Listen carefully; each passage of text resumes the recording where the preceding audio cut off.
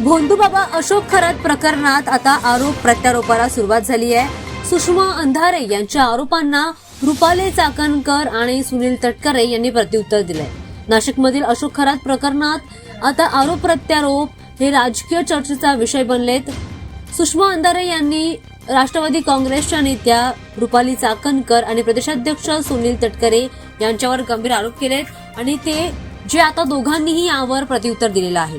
नाशिकचा हा वाद जो आहे तो समाज आणि राजकारणात मोठा चर्चेचा विषय बनताय। अंधारेंनी चाकणकर आणि तटकरे यांच्यावर आरोप केलाय की त्यांनी अशोक खरात प्रकरणात संबंधित चुकीची माहिती दिली आहे आणि बोटाला झालेली दुखापत ही खोटी सांगितली आहे। याचं कारण त्यांनी खोटं सांगितलं असा आरोप त्यांनी केलाय।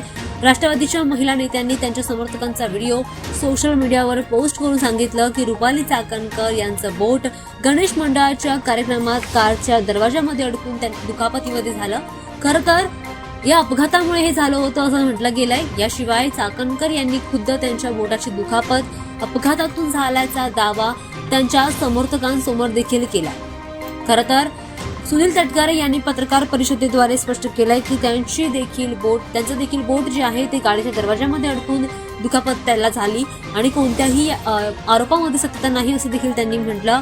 दोघांच्या कारणांमध्ये एकसारखं स्पष्टीकरण आल्यामुळे आता हे कारण राजकीय वादाचा कारण बनलं। खरं तर या प्रकरणामुळे आता राज्यातील राजकीय वातावरण अधिकच तणावात आहे। विरोधकांनी या आरोपांचा वापर करून सध्या राजकीय धुमाकूळ घातलेला आहे।